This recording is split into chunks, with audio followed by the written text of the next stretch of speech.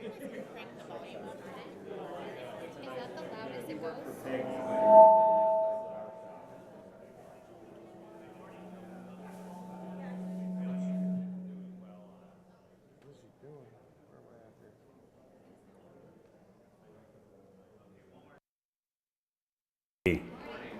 You guys awake? There we go. Whoa.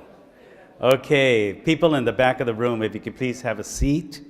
We'd like to get started. Please don't be shy. Fill in the middle so that folks who come in later can fill in the sides. So welcome, my name is Arturo Vargas. I'm the Executive Director of NALEO, the National Association of Latino Elected and Appointed Officials and the NALEO Educational Fund. Thank you, Mr. Secretary. Thank you, Mr. Mayor. It really is a pleasure for NALEO to be here at the Democratic National Convention once again for a briefing on Latinos and the election. We just came back from Cleveland. We were there last week on Tuesday, where we did a similar presentation to a packed house, standing room only, talking about the role of Latinos in election 2016, which is the conversation we will have today. We run, we vote, we decide Latinos in election 2016. Before I invite our sponsors to make some remarks, I would like to recognize some very special guests who are in the audience. I saw the Secretary of State of the great state of Rhode Island, the Honorable Nelly Gorbea.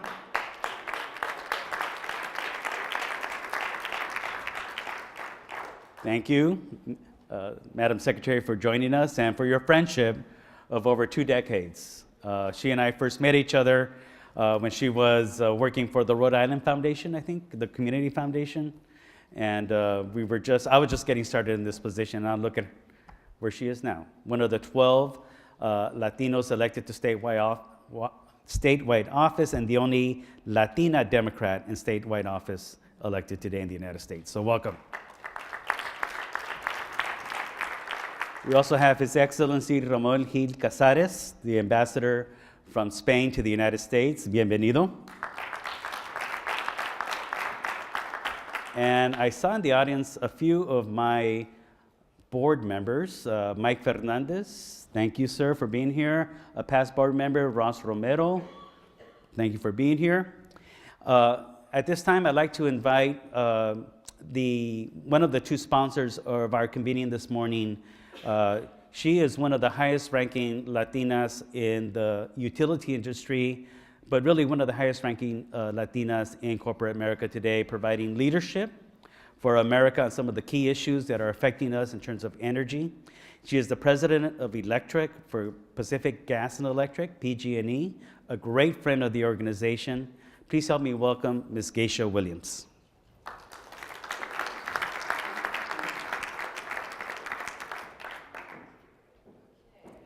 Okay, you're gonna navigate through there.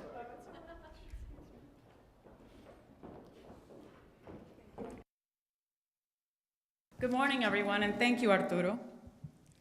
I have to say, I really enjoy being part of an event like this. It's the issues that we are all engaged in today as a nation, to speak about something that, frankly, is so close to my heart, and that's the power of the American dream. Organizations such as NALEO are vital in bringing together those of us who still believe in that dream, that think it's possible. My own story very much is so much like so many of the folks that are part of this great organization. And it very much is a story of the realization of the American dream. Sometimes when I look back at my journey, I can hardly believe that I'm actually here. President of a major, energy company, a Fortune 200 company. I mean, honestly, after all, I'm an immigrant. I was born in Cuba. English is my second language. My family was working class. We came to this country with, again, the proverbial clothes on our backs. As a child, I worked alongside my parents in the little grocery store that they were able to cobble enough money to put together, the little corner bodeguita. That's where I learned the value of hard work, of focus, and of perseverance. That work ethic, though, I have to tell you that my parents instilled in me, I really believe is why today I am where I am. And yet, I have to tell you, my career might never have reached the point where it is if it hadn't been for a really important mentor that I had early in my life. One day we were talking about my future, and he asked me, what do you want to do someday in this company? And I said, I don't know, maybe someday I could be a supervisor. Or maybe, and I was like being bold, maybe a manager. And he looked at me and he said, Geisha, someone's got to run this place. Somebody's got to lead this company. Why not you? Why can't that be you someday? Why not you? Rocked my world. Those 3 little words, why not you, were like a wake-up call. They were a bit of permission to go for it, permission to succeed, permission to sort of realize that American dream. The power of those words, I really believe, applies to all of us here today. They give voice to the inspiration that lies behind the American dream. Why not you? Why not you? It's a very seemingly simple question, but they distill the impulse, the drive that all of us to yearn for a better life, that all of us that yearn for a better life for our children at the end of the day have. And they belong, these words, this drive belongs to Latinos as much as they do any other immigrant that's come to this country, whether it's a few years ago or a couple of generations ago. The validity of that truth is one of the fundamental issues at stake during this election. It's why our voices and our votes matter, and why this discussion is perhaps one of the most important we need to have during this convention. And that's why organizations like NALEO matter. The work that you do, and Arturo, I couldn't be more proud of you, the work you do makes such a difference in the lives of so many people, like my parents and me, 3 little immigrants with nothing but a dream when we came to this country. Your dedication in this organization is part of what helps us reach for those dreams, even when we think that they're very, very far off. So thank you. I'm delighted to be here, delighted to be one of the sponsors of this event, and I look forward to hearing the discussion. Thank you.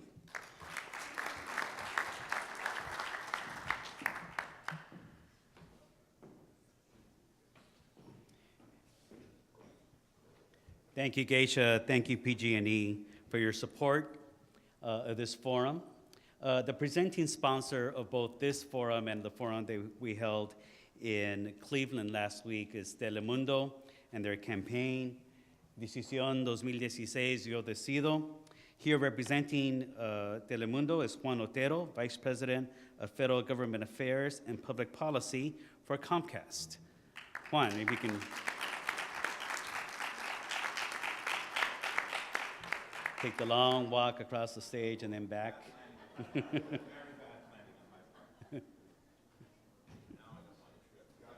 right. Here we go. All right. We're not live streaming this, are we? We are, in fact. How are you, my friend? I will be very brief, and on behalf of a couple of folks, because you are in the city of brotherly love, the home of headquarters for Comcast, and on behalf of Brian Roberts and David Cohen, we welcome you all and hope you're having a good time. And that Wi-Fi, that's all courtesy of Comcast. So. And on behalf of Telemundo, NBC Telemundo, again, we have a huge family of brands, but the shining star, really, Telemundo, it's changing the political debate, it's informing, it's educating, we have this amazing platform that we're using with friends like Arturo to help spread the importance of the Latino vote. So I have heard Cesar Conde, our president, say many, many times about the seismic shift that we're seeing in America today, and this existential question that Latino voters are facing today. And we will see how this election goes, whether there can be, and I'm keeping my fingers crossed and hoping that there will be that kind of turnout, the vote that we need in America to make sure our voice is heard. So I'm going to defer to the panel, and brevity is the soul of wit. So thank you for the opportunity, and have a great convention.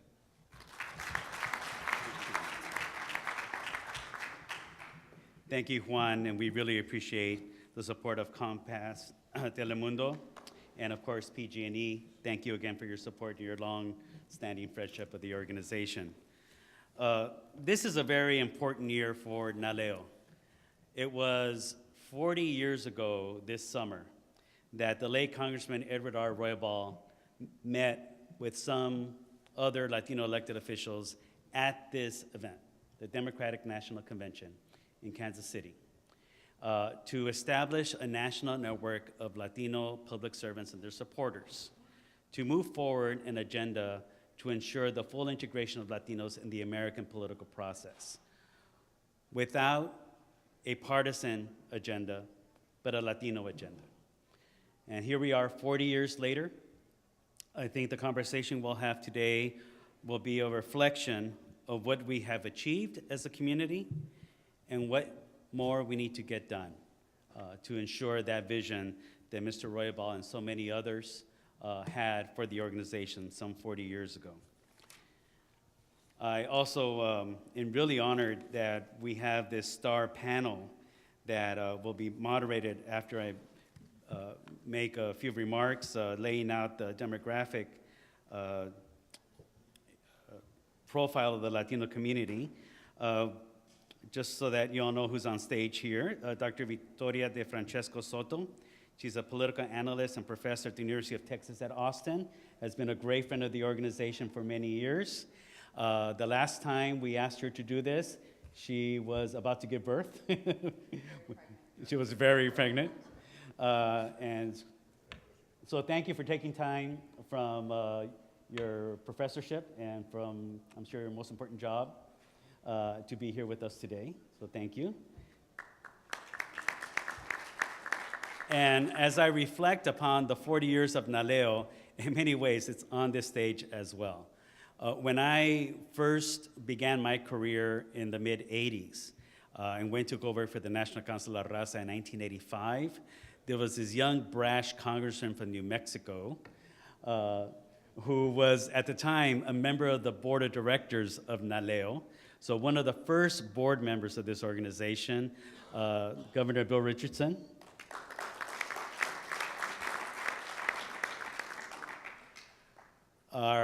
One of our past national presidents of NALEO, and now the Secretary of State of the state of California, again, one of the 12 Latinos in statewide elected office today, the Honorable Alex Padilla.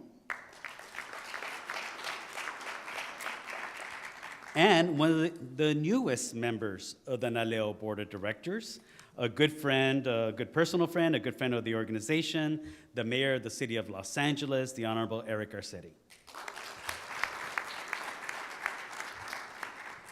So they're going to help explore the ideas and the data that I'm about to present to you in terms of what is happening today with regard to the Latino population and the Latino electorate. So two things to keep in mind as we talk about Latinos and election 2016. One is we are the nation's second largest population group. At NALEO, we do not use the term minority because with being 17% of the population comes a certain level of responsibility and inherent in that, the future of the country. One of the things that has been driving population growth for the Latino community during the 80s and 90s was immigration, but beginning in the 2000s and in this decade, what is driving the population growth of the country is natural increase, births over deaths. Now, there are 55 million Latinos in the country. Again, the second largest population group, second only to non-Hispanic whites. In fact, when you all get your census forms for the 2020 census, the options to fill out what you self-identify in terms of your race or ethnicity will be by order of population size. So the first option will be white. The second option for everybody will be, are you Latino, yes or no? And then African American, Asian, Native American, other population groups. Nearly 44% of our community that are eligible to vote are millennials. The second takeaway from this is that we're extremely young. Nearly 2/3 of US Latinos are native born. 9 out of 10, more than 9 out of 10 Latinos under the age of 18 are US born. The takeaways again for this is that we're a significant part of the population and of the electorate in this country. We're growing, primarily now US born and extremely young, and contributing to the electorate every single day as our community matures. We project that there will be 27.3 million Latinos eligible to vote come November 8th. Now that is an increase of in just the 4 years since the last presidential election of 2012, that is an increase of 4 million Latinos. And what is that made up of? In 2012, there were 23.3 million Latinos eligible to vote. There are 4 million more Latinos eligible to vote today. 3.2 million of them are Latinos and Latinas who turned 18 years of age between that time span of 4 years.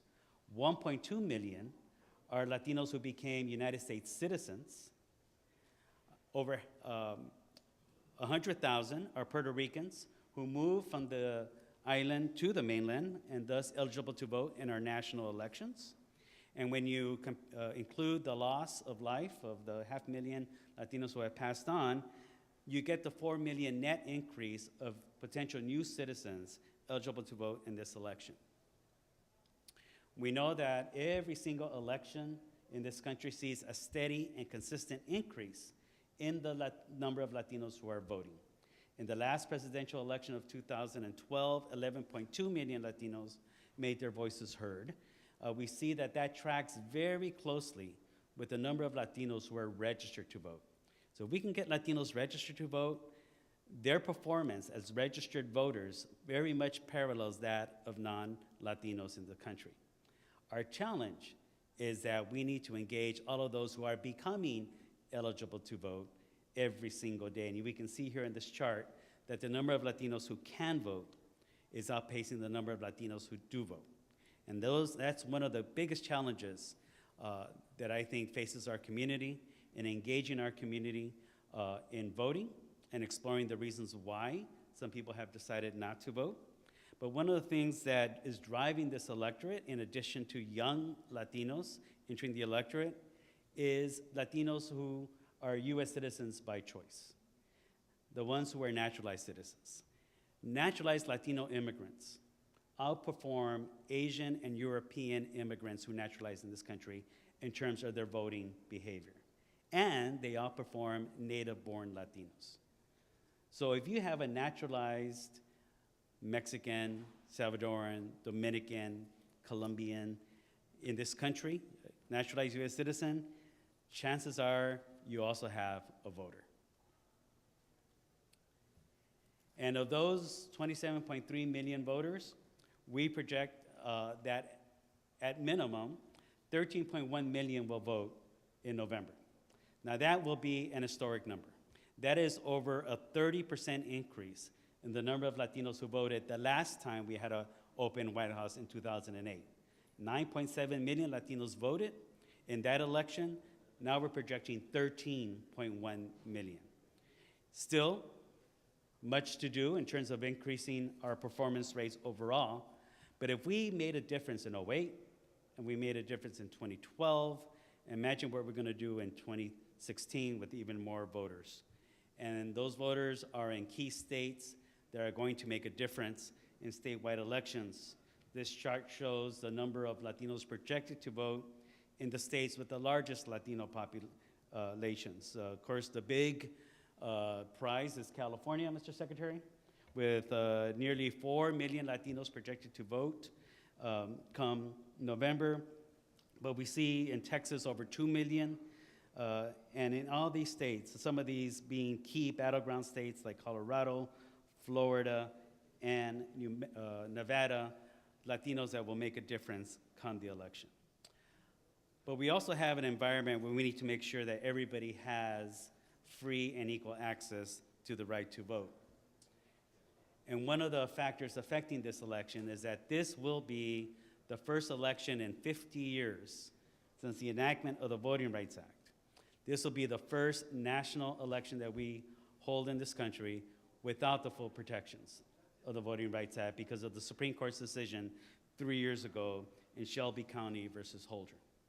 What this decision did was invalidate the formula by which certain jurisdictions were required to receive federal approval for any change in their election practices. So since 2012, in the past 3 years, there have been a number of states that quickly acted to implement restrictive voting measures that have made it more difficult for individuals to exercise their right to vote. In fact, 19 states have enacted some kind of voting restrictive law, whether it's on voter registration, requiring voter ID, reducing the number of in-person voting periods, restrictions on absentee voting by mail, or other heightened qualifications, and even administrative changes, like purging of voter rolls that is going unsupervised by outside entities. And we know that these measures have had an impact.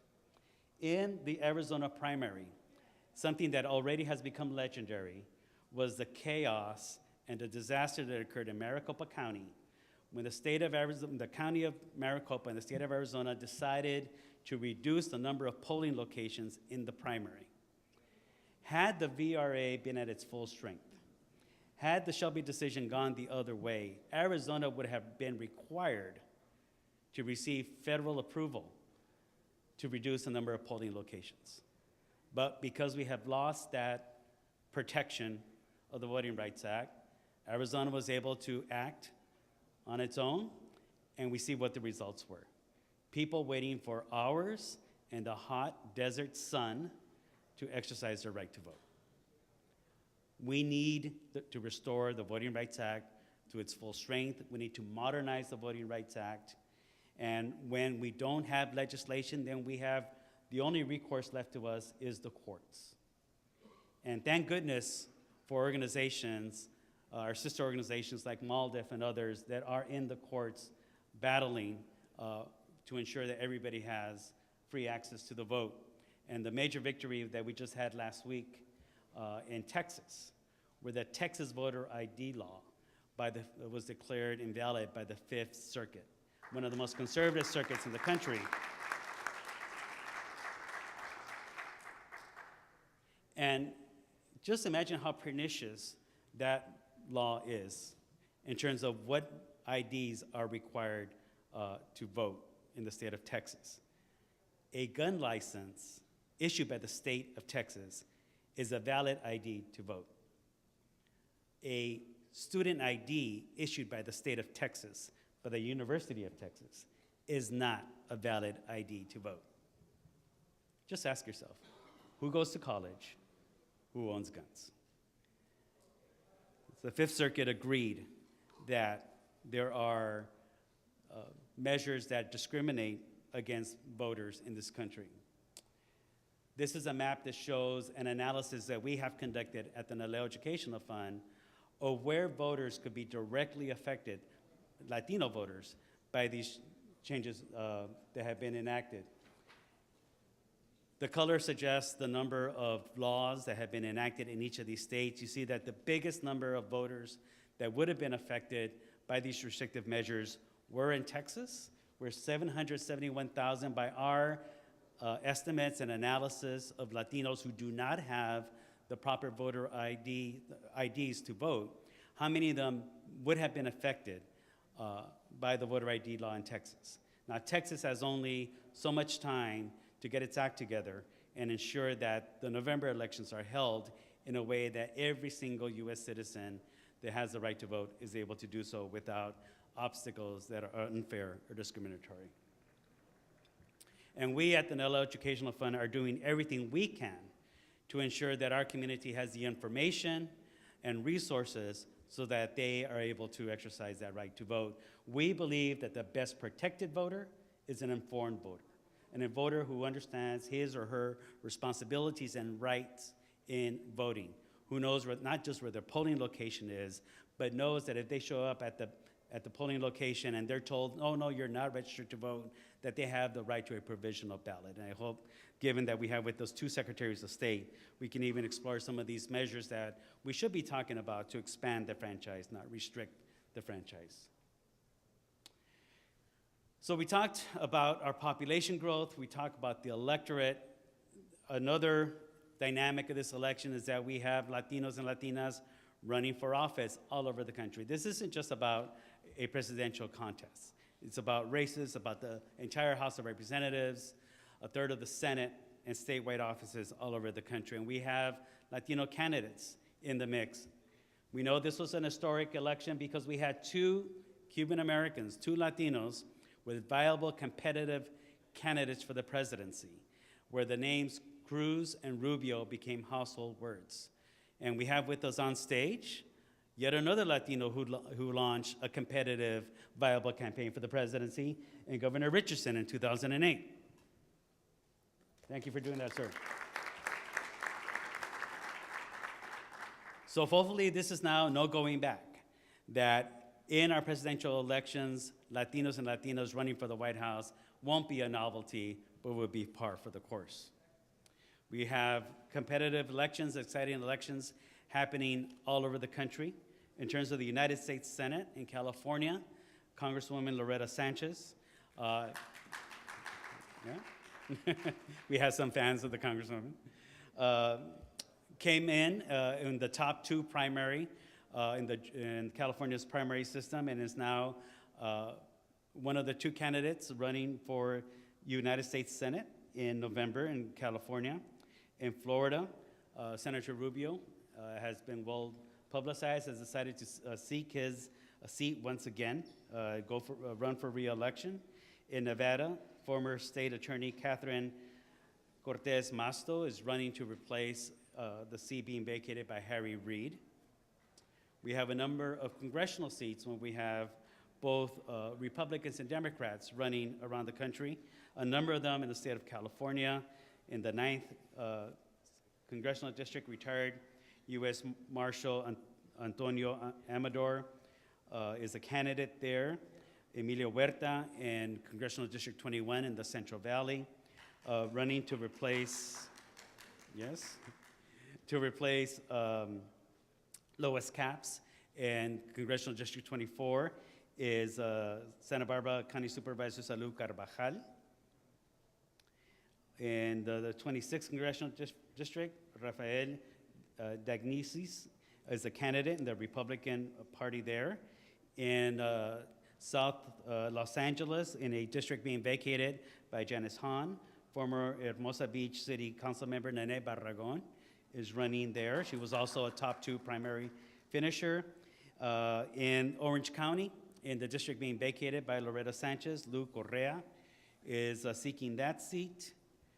In Florida, Darren Soto and Kissimmee City Commissioner Wanda Rentas, both great NALEO board members, not board members, both NALEO members, competing against each other to represent that Central Florida seat. In Florida 26, probably one of the most competitive seats in the country, the incumbent, Carlos Curbelo, is seeking re-election and being challenged by former congressman of that district, Joseph Garcia, as well as Nanette Tadeo.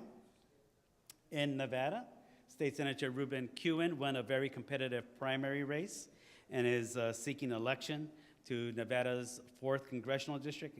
He will be a speaker at this convention, and it'll be exciting to see him on a national platform.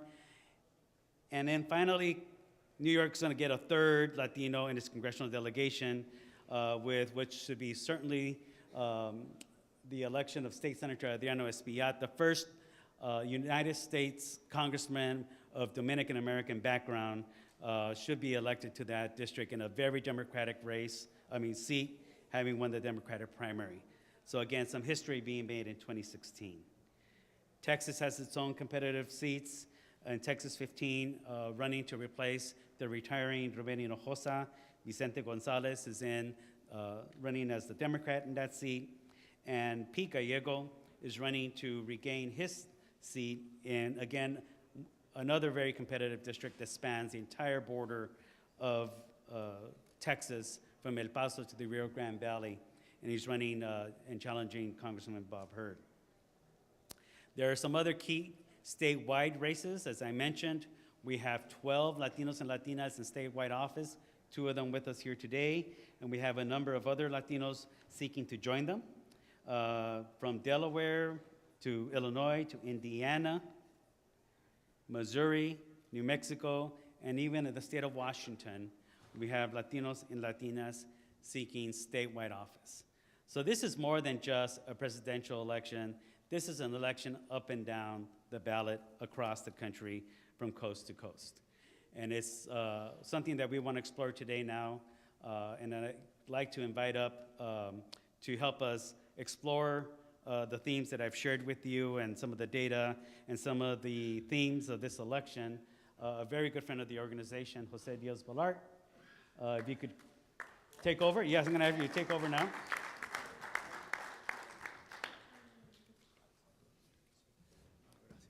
Thank you for joining us.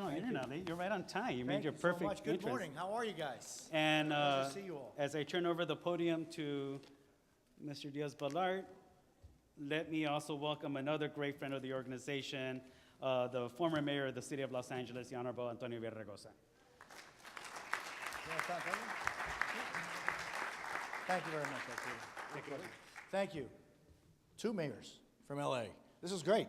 How are you? Good morning to all of you. I think this is such a topical conversation that we're going to have, and we couldn't be having it with more experienced and knowledgeable people than the folks that we have here this morning. And I want to start, if I could, just picking your brain on a few issues on the Latino community, its impact, and the repercussions that we as a community could have in this election. What role, and maybe we can start with you, Alex, what role do you think Latinos have played so far in this election?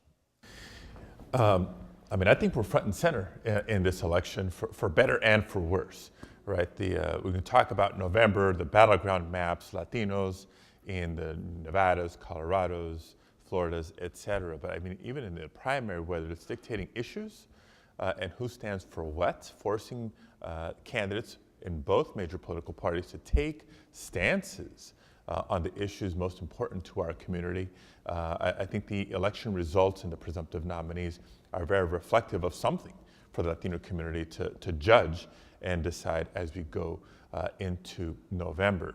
I think also that because the primary process was very competitive on both sides, all the way to the latest primaries, California being at the tail end of the schedule, it really forced the candidates who were in the mix trying to get to that magic number of delegates to compete in states that they otherwise wouldn't compete in when the nominations are kind of wrapped up early. And so for states like California with a big Latino population, all of a sudden being more relevant than we've been in a long, long time, it forced that interaction between the parties, the candidates, and our community that we don't see as much of typically in a presidential year. Victoria, it's different from the last presidential election, and the semantics are different than the last election. Very different. Using the 2012 election as a benchmark, so I recently wrote a piece for NBCnews.com projecting that Donald Trump could potentially get the same percentage of Latino vote that Romney did. The reactions to that piece were surprise, reluctant acceptance, and anger. But that argument was made on the premise of understanding what a capable campaigner Donald Trump is, and he really connects with voters in terms of aspirational branding. He was able to defeat a number of other Republican candidates, as we saw. But the other part of my argument was that he's going to pivot. If he pivots, that's when he would be able to gain that Latino vote, that low 20, mid 20, maybe even 27%. But we saw last week, those of us who were at the Republican convention, that that's not going to be the case. So Donald Trump, unlike the traditional campaign playbook of moderating once you get into the general, doubled down. So that being the case, I think that we're going to see on the Republican side of things a number of steps back, which is ironic because if you look at who the grandfather was of aggressive Latino targeting within campaigns, that was George W. Bush. He cared about the Latino community starting from his days in Texas, and he carried that to the national level. We have seen the Republican Party not only recede, but turn its back. So I think this is going to be interesting to see how the Democratic Party uses that and uses the emotion that Donald Trump has put on the table. Let me just end with one wonky note, which is the fear factor. I've heard a lot of us talking about fear and the fear that was stoked at the convention and the fear that Donald Trump has been stoking. If the Democrats are able to harness that, it can be incredibly powerful, because we know from political psychology that, for better or worse, emotions drive your political behavior. And anxiety and fear are the ones that really get you up off the couch. But there's a fine line, because if you use too much fear and stoke too much anxiety, people get paralyzed and they don't act. So it's going to be an art and science seeing how the Democratic Party goes forward with this. I'm wondering, Mayor, have the national candidates been successful at reaching out to and actually penetrating our community? Have they gotten through their message, and are they doing enough? Well, when I heard somebody told me that Donald Trump was actually running, I was like, wow, I can't believe that. And then they said, yeah, he mentioned Mexicans in his first few paragraphs. And I was excited about that till I heard what he said. And in terms of penetration, that penetrated our community right away. It penetrated our community in a way that, you know, as I look out, Linda Lopez is here, the director of our Office of Immigrant Affairs, which we stood up in the mayor's office. We did things that were predating this to help folks become citizens, to help with DACA, to help people register to vote. But we recently held a kind of citizenship drive at the Long Beach Convention Center in the LA region. We hoped like maybe 400 people would show up.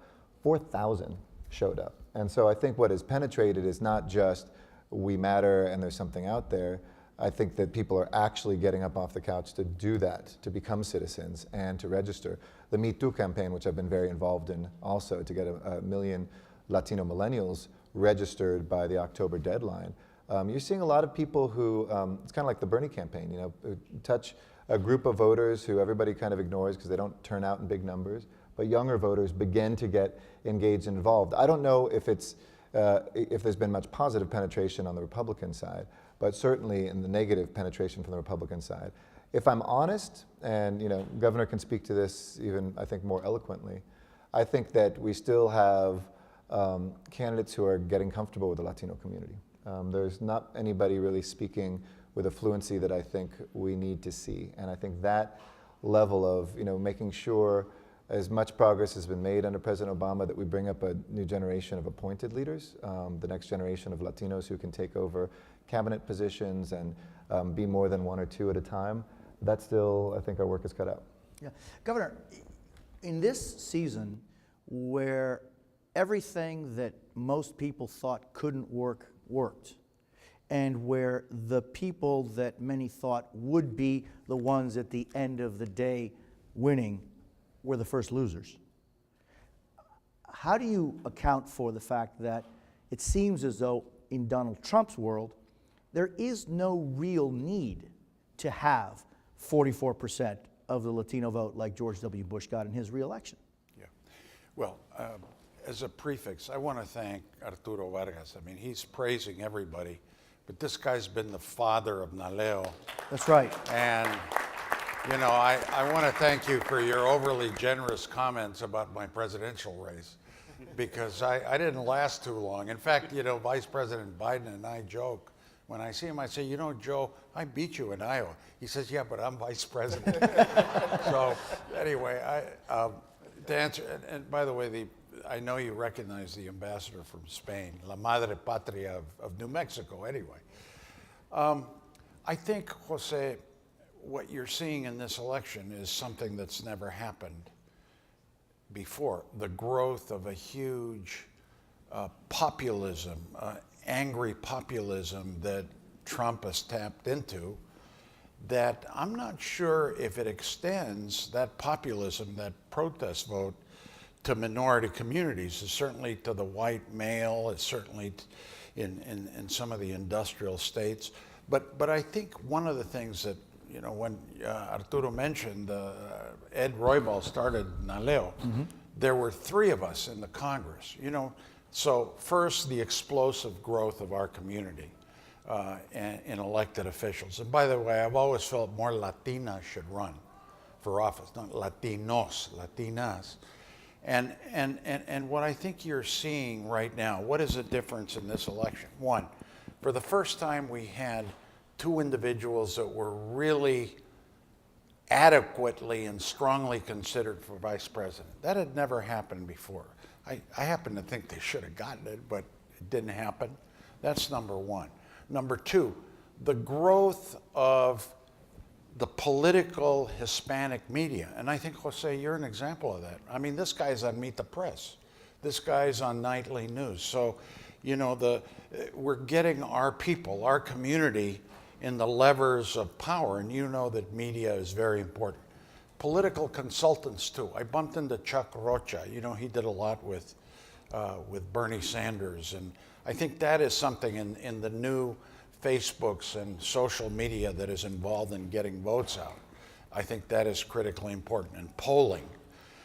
My last point is that, you know, maybe we didn't get selected for VP, but for the future, what are the goals of the community? Well, the goals of the community obviously get more Latinos elected.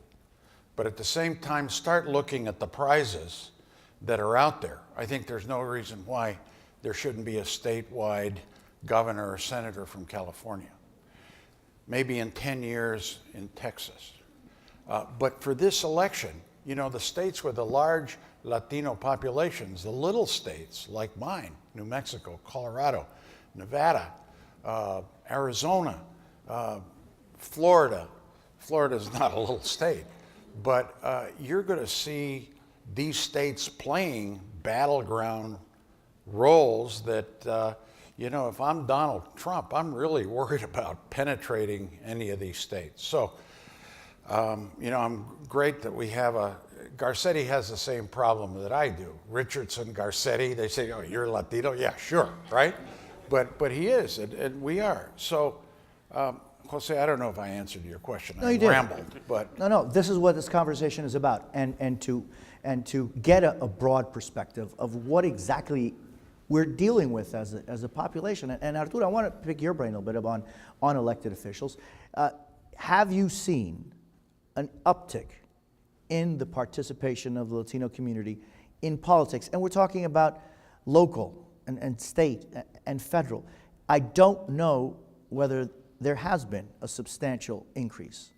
No, there has been a significant increase. There's not. There has. Oh, there has. When my predecessor, Dr. Harry Pachon, first published the first NALEO directory of Latino elected officials, there were just about 3,000 Latinos and Latinas in elected office. Today, when we published the 2016 directory, there were over 6,200 Latinos and Latinas in office, doubling in that period of time. But I think there are certain progress we've yet to see. One is the majority of these Latinos and Latinas in elected office represent majority Latino jurisdictions. So if we're going to see a significant increase in our elected officials, it's going to be from crossover candidates, from Latinos and Latinas who are able to run an at-large statewide contest, run for mayor of Los Angeles, statewide in California or Rhode Island. And we need more of those candidates in order to not just represent Latino majority areas, but to demonstrate that we have the talent and the leadership in our community to lead America and to lead all Americans. Why do you think that there haven't been more secretaries and for example, Governor Richardson, who has an extraordinary curriculum because he has been serving our community and the country for decades. No te estoy diciendo viejo, pero sí, un poco. Un poco. Well, But why haven't we seen more frankly, high-level? I will point the finger at the political parties. And I'll point the finger at the Democratic Party as well as the Republican Party, that the parties themselves do not do enough to support the leadership of our community. And that is exactly why Congressman Roybal first started NALEO 40 years ago. It was out of his disillusionment with his own party that the Democrats weren't doing enough to support Latino leadership. And we need to hold accountable these political establishments to develop the leadership in our community. you know, and Jose, I'm not going to be very popular saying this at a Democratic convention. I mean, everybody knows I'm as strong Democrat as anybody. But I think what is also a strength in our community is, you know, the percentage that I think you mentioned We're not a blanket community for one party. Yeah, it's about 60-40. I mean, for a Republican to be viable, you have to be in the 40s. George W. Bush, you're absolutely right, did that. But that didn't happen with Romney, 26, didn't happen with McCain. But I happen to think it's good that we have representation and political leadership in both parties. I do happen to think that.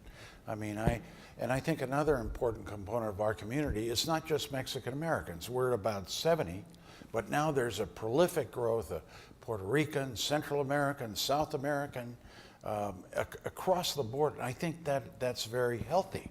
I think also it's healthy that the Cuban American community in Florida is becoming a little more, you know better than I do, a little more open on the Cuba issue. There's a non-Cuban population in Florida that is growing. And I keep mentioning Florida because it's probably the most important state if you want to win the presidency.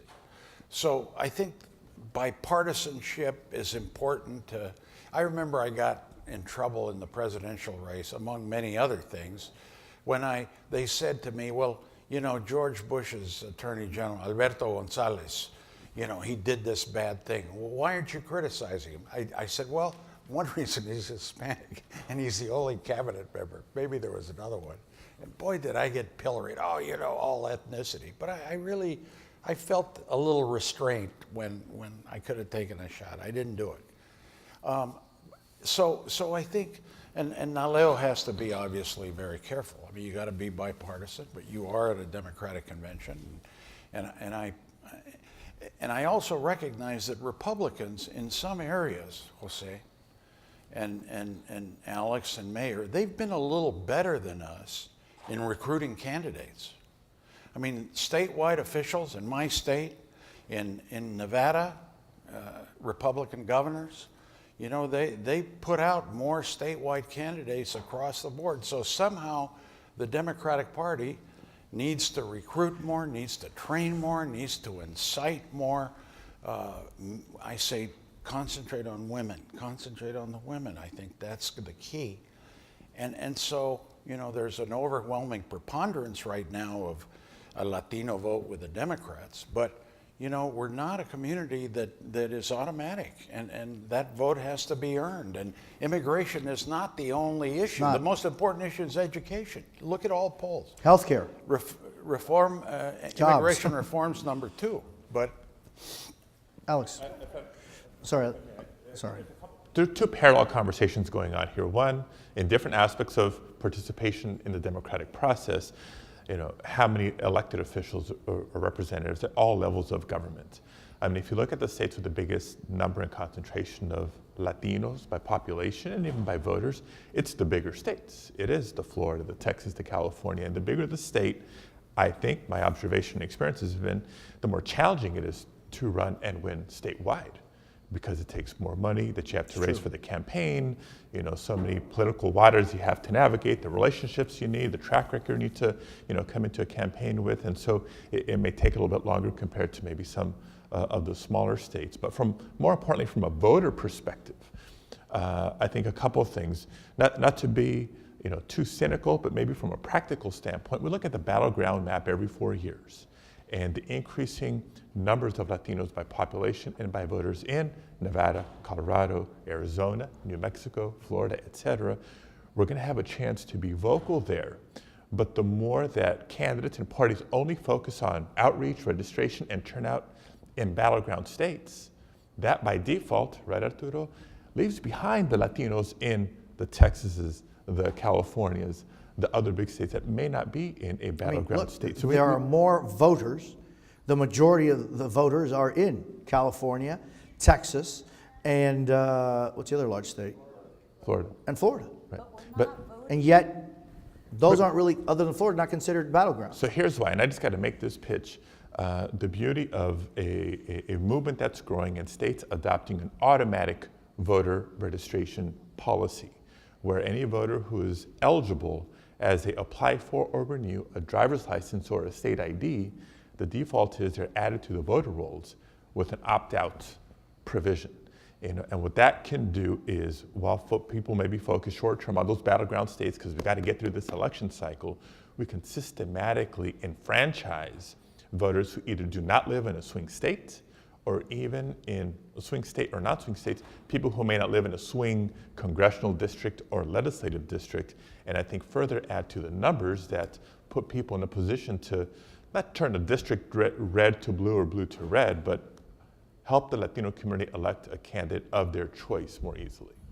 I'd like to tie together Alex's comment together with Bill's comment, which is we need to get more Latinos selected, so we need better pipelines, and NALEO does a lot of good work with that.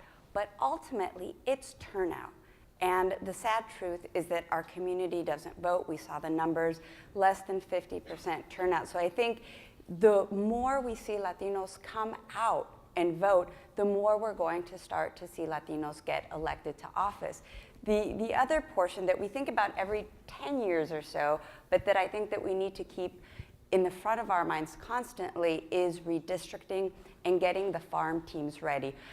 We look at the congressional races and the executive offices at the state level, but our state level races are so important because they're the ones who draw the maps.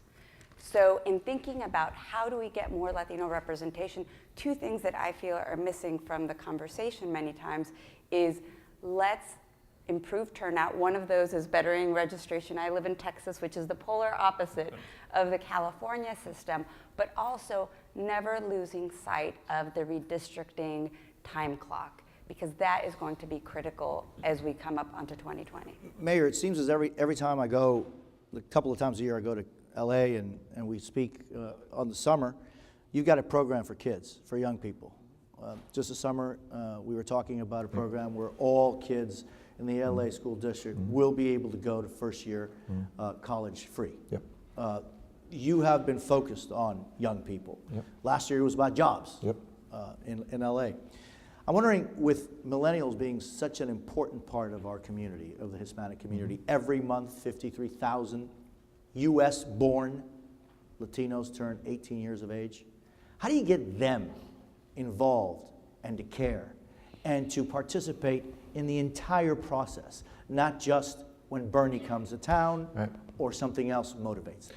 Well, I think you hit the nail on the head. There was a huge gap in 8 years. I remember what it was like. I was walking precincts in Nevada in the caucuses, and everybody was Hillary Clinton, Hillary Clinton, Hillary Clinton in the Latino community.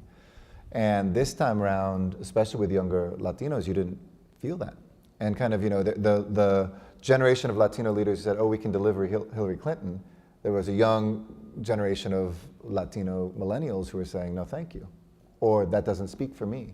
And so I think first and foremost, we have to speak the language of young Latinos. We have to find the cultural places that they are hanging out. That's I'm not on unique. Snapchat. I want to say that. Just figured that one out recently. It's all clean. Julito, teach me more though, because I'm still figuring out. It's 10 seconds a thing? Yeah, 10 seconds. A snap? But you can keep doing it. Snaps. You can do like 20 learning. in a row. You know, it's I'm an all older good. guy. And you know, like when you came out, you said, you know, when we did Facebook Live, you know, more people are getting their news from Facebook Live. That's right. Than from the evening news. Some people. Yes, yeah, some. Except when, you know, Saturdays. Thank you. On nightly news. On NBC. Noticiero Telemundo Please Monday tune through in. Friday. Yeah. MSNBC at 10 a.m. And that's Folky on really Sundays. important for, go ahead, I don't mean to talk Sorry, over no, I you. just Yeah, go ahead. Anything else you want to plug? Sorry. Let's go, okay. So, you know, we have to figure out a way to get to them. So we do that through, you know, Antonio and I work together. I think Antonio left, but Antonio and I work together on establishing summer night lights, which is in 32 parks in Los Angeles. We keep those parks open late at night. We have young youth of color who are coming together who lead those programs.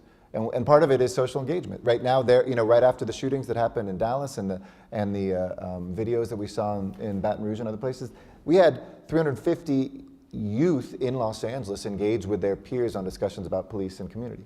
If you don't talk to them where they're hanging out, if you talk to them in the media that they're using, you know, panel discussions are great, but we have to reach them where they live and how they live if we're going to get them engaged. And then the second point is for the farm team, we often define the farm team as ourselves, right? It's like, hey, I'm an elected official, I'll next be the next step.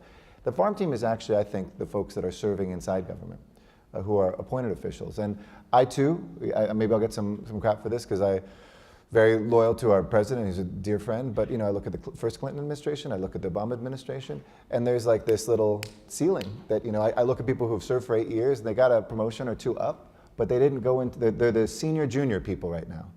They're not the junior senior people, let alone the senior senior people. And we have to figure out a way to make that very clear. In this case, for those of us here as Democrats, when President Clinton, the next President Clinton is in place, that a cabinet position or 2 isn't enough. We want to see a leadership pathway for the young generation. So it's not just the voting, it's to actually see themselves in positions of power. Arturo, in the past, I'm trying to see how I can phrase this question to not give away sources, but I was having a conversation with a very high-level administration person some time ago. And I said, why are there not more Latinos in the president's cabinet? And this person said, where are they? It's not that the person was being, insensitive or it was an off-the-record conversation. But there are a lot of people who say, yeah, there are Latinos all over the place, all through the system.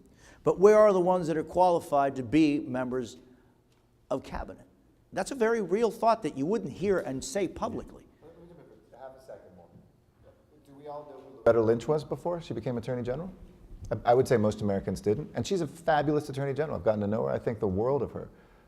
There are people out there. It takes somebody taking the risk of saying, or just jumping, saying, I know this person. I think they look for Latinos with big names. Latinos don't have big names, and so it becomes a vicious cycle. That's absolutely right. We have the talent throughout the country, and we don't just have to look at Latinos and Latinas in public life, but we have Latinos and Latinas in the private sector, in law firms, who also have developed the public policy skills to serve an elected and appointed office. And with that, I'd also like to recognize the Mayor of Providence, Jorge Elorza, who's with us as another example of leadership that's being provided in unlikely places, right? We don't think of Rhode Island as being this hotbed of Latino political representation, yet we have the second consecutive Latino mayor in the state's capital, as well as the Secretary of State in Rhode Island. We're all over the country. We need, if that administration official was truly serious about where are the Latinos, then he or she should go out there and also look for them. The fastest growing Hispanic community, you know where it is? It's in Georgia. The second is Arkansas. I mean, we're everywhere. It's not just California, New Mexico, Texas.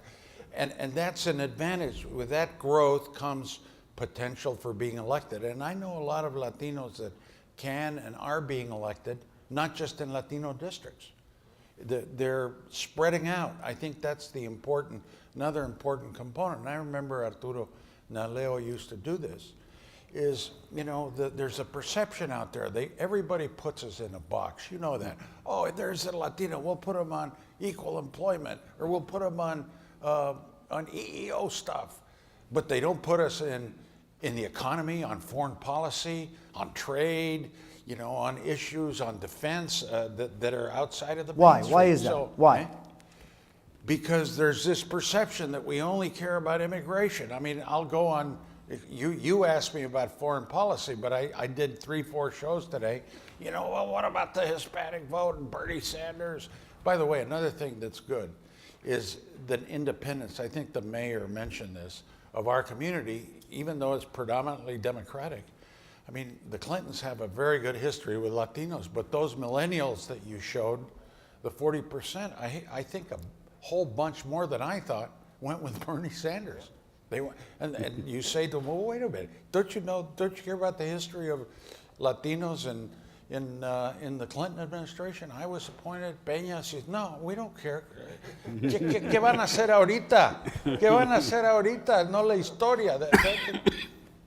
That's so true. Victoria, so how do groups, political parties, campaigns reach those millennials who aren't really that concerned about what happened 30 years ago and really want to be excited about how to forge their future when they're looking at mountains of debt and lack of jobs, or even lack of any job if you're a young person in the United States? How do you reach those that have very real needs and don't see what happened 30 years ago as being important to their lives? And Jose, it is tough. I am in the classroom with millennials. I myself am not young enough to be a millennial. But it's this interesting dichotomy of so much enthusiasm. And we saw that enthusiasm with the Bernie Sanders campaign, but then at the same time, an apathy. They're so overwhelmed by the debt. They're so overwhelmed by their day-to-day, their classes, they're working, they're trying to stay afloat, where they don't necessarily put voting or registering to vote as a priority. So I think it comes back to harnessing on something that excites them, whether it's Bernie Sanders or an issue, and getting them to turn out because of that. I was with you. Luckily, I had the pleasure of being with you at the Esteban Torres School in the LA area, where you spoke eloquently, by the way, to kids. And after that meeting, a lot of kids decided to register to vote because they could. But how do you, when you that come from that, you come from that, you know what the vicissitudes are and the fears and the lack of opportunity and the lack of, it won't happen to me. I won't be lucky enough to get those jobs. I won't be lucky enough because I never have been. How do you change that reality? I think it's twofold. One, we have to do the mechanics of facilitation. Que no existen. Right, making it easier to register, make it easier to vote than what it is today. But you still have to inspire in some way, shape, or form, based on an issue, based on a candidate, based on a message. And a lot can be done through social media, et cetera, et cetera. That's why we were there in person, because I still believe there's no substitute for a personal invitation to get involved in the political process. And they can relate to someone who is them a couple of years down the road. And in California, and I think in communities across the country, here is what's happening, and most people haven't put their finger on it. You know, when I go to high schools and community colleges to go talk to young people about registering and voting, 9 times out of 10, I'm introduced by a principal or a superintendent or even the local mayor, and they're telling their story of how they went with their parents to vote every November, and how that value, the importance of participating was passed on from generation to generation. And then I take the stage and say to the young people in the audience, with all due respect, that was not my experience. Right. As I was growing up, my parents never talked politics at the dinner table, and we never went to go vote. Why? Not because my parents didn't want to teach me. My parents weren't eligible. My parents are immigrants. They didn't become citizens until I was in my 20s. And so if in some families it isn't being ingrained from generation to generation, for whatever reason, all the more reason we have to create the cycle, because look at the changing demographics. All those young Latinos and Latinas being born in the United States without a history of participation in their families, the numbers are huge, and it's up to us. I think it's also, it's not just turnout, the vote out and registration. I know that's important. It's how you govern when you're there. I mean, the mayor of Providence, I'm not going to embarrass him, but I will in a positive way. I took the train the other day from Providence to New York. And the train station is a historic station in Providence. But this mayor made it historic by its efforts to improve it, restore it, the history. I mean, you have to govern in an open, transparent way, but you also have to talk about creating jobs. You got to talk about the environment. You just can't say, well, you know, it's all about illegal immigration. And that's such an important issue for us. I'm not trying to minimize it. But how you govern, I mean, look, the mayor's doing a terrific job. Villaraigosa did a great job. You know, they have futures to other jobs, and they'll inspire a whole generation of, and Alex, you know, God bless Alex. He was one of the few that endorsed me when I ran for president. But, you know, I think there was... I need to check your track record on that, Alex. No, and I'll always love him for it. You know, a lot of them said, oh, no, voy a estar contigo. Yeah.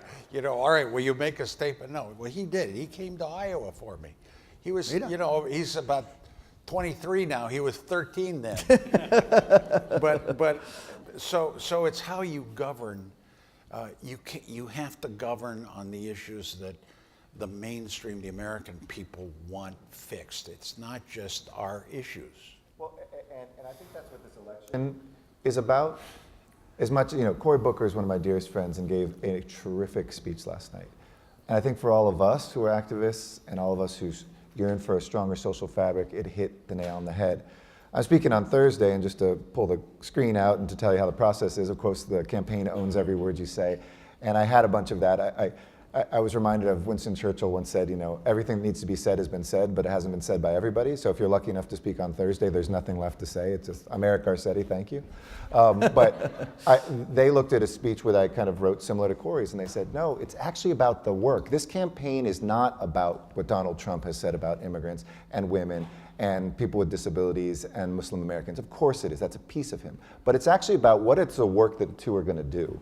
Because it's not about an election. We fixate on national elections. I guarantee you, I ran into somebody who was already talking about candidates for 2020, and we haven't even held this election. I guarantee you the next day, pundits will be like, okay, is Cruz gonna be back? You know, it's like not what can we do for this country for 4 years.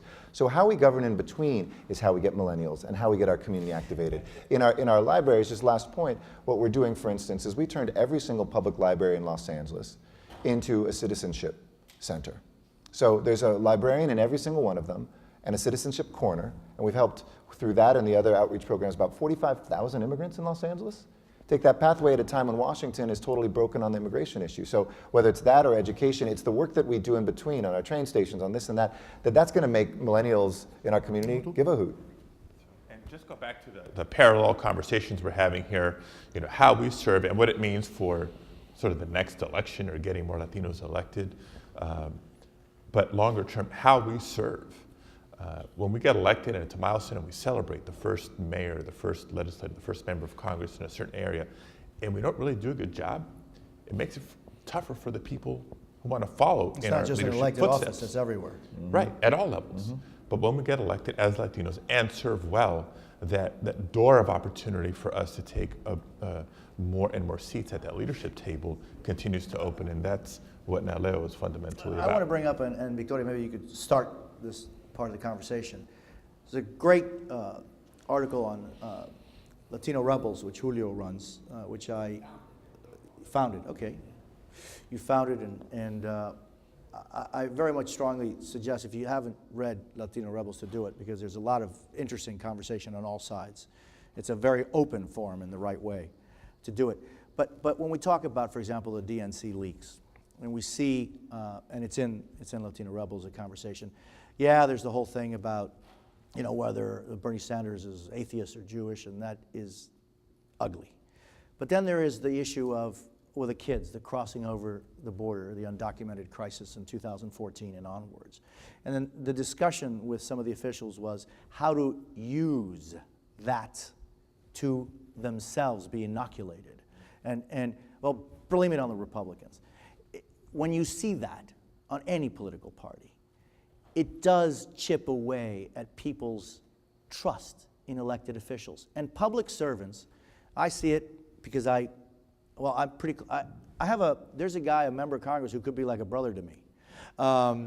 His name is Mario Diaz-Balart.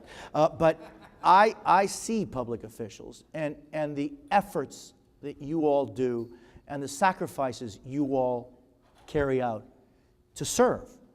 And yet, that many times is blown away for at least some time when you see cynicism as being at the root of politics. And I'm wondering if that's something that can be dealt with and should be dealt with openly, and whether that can help young people to not see public service as this cynical bunch of people trying to win elections and not do what you all do, which is sacrifice so much for the common good. And I want to commend the work of Julio and also Maria Hinojosa, who is in the audience. He's the creator, by the way, of it. Just wanted creator. Forgive me, Julio. Fabulous. To keep us honest, because of that cynicism, if it goes unchecked, the anger will only grow. And I want to go back to what Governor Richardson said, which is don't blindly trust in one party or another. You may be a Democrat or a Republican, but you've got to keep pressure on either one of your institutions to keep them honest. Because if you give them blind faith, van a jugar contigo, which is what we saw with the WikiLeaks. So checks and balances, I think, would be the ultimate and a free journalistic process. And quickly, and Governor, maybe you want to talk about this. How do you, when you have a presidential candidate blanket statement saying that those that cross the border are rapists, drug dealers, and killers, and then when you have a federal magistrate being called, he can't be objective because he's a Mexican. I don't know if the guy's ever even been to Mexico. We don't know. He was born and raised in the United States. Curiel. How does that, blanket statements like that, how much damage does it do to society? Look, I think it does damage. I've been advocating for years, like many here, on an immigration reform bill. And I think Donald Trump, with his talk on the rapists and killers and building a wall, has scared responsible, moderate Republicans into forming a coalition to pass an immigration bill that contains legalization. I think that they're going to be scared, unfortunately, for hopefully not the next few years. So it does damage. Secondly, it was obvious what he was doing. He was trying to stroke angry populist voters, mainly white, blue-collar males. He must have been polling to form his base. It's very destructive. Is it permanent? No, because I think basically the American people are good, and they will eventually see that that was wrong, and I think it's going to be rejected this election. I mean, all of you here, all I've done I've been only here a day, and mayor, everyone thinks, oh God, Trump, I mean, he's very strong, we may lose. You know what? I don't think so. I think the American people are pretty smart. And first of all, the election is decided. Vargas knows this better, and you as the Electoral College, every state, it's not the popular vote, CNN 48 to 45, yeah, well, that's his bounce. Now, I'm not minimizing this guy. What I'm saying is that I think voters have a strange way of sending messages at the right time. But you asked the question, has it done damage? Yeah. The fact that he stoked this 30% into thinking that way, and maybe they had these feelings, is not healthy. That's my view. And the damage is not, I don't think damage is just to that issue. I think the damage is to us because we're put back into a box. If you are silent, that's unacceptable. We let that happen. But if you speak out, we're speaking out to again just be defending ourselves on issues of immigration. We can't get to education. We can't be the leaders on national security. We can't be the former UN ambassador. We can't do the things that was the next step. He pushed us back into playing an old game, a necessary one, but it's kind of damned if you do, damned if you don't. That's the real damage of Trump. That's the consequence. Longer term. There's actually a precedent here. California has been through this. In 1994, Proposition 187, if you don't know it, Google it. Was a very divisive measure. The rhetoric, the political climate in California, yes, very blue California, was in that environment more than 20 years ago. The outcome, Arturo knows better than all of us statistically, how it pushed so many Latinos who had not registered to vote to finally register and start voting. How it pushed so many Latinos who had been immigrants, legal permanent residents, just hadn't taken the naturalization step, like my parents, to finally apply, become citizens very clearly, to register and to vote, so that Prop 187 would never happen in California again. And what that's meant from registration, from turnout, from elected representation in the last 20 years in California, I believe that's what's ahead for the rest of the nation as a result. I am told that we have passed our slotted time. I want to thank each and every one of you for being here, and especially each and every one of you for being a part of this conversation, a conversation that we continue to have and that each one of you must continue to have in your communities and throughout the country. Thank you very much, and thank you.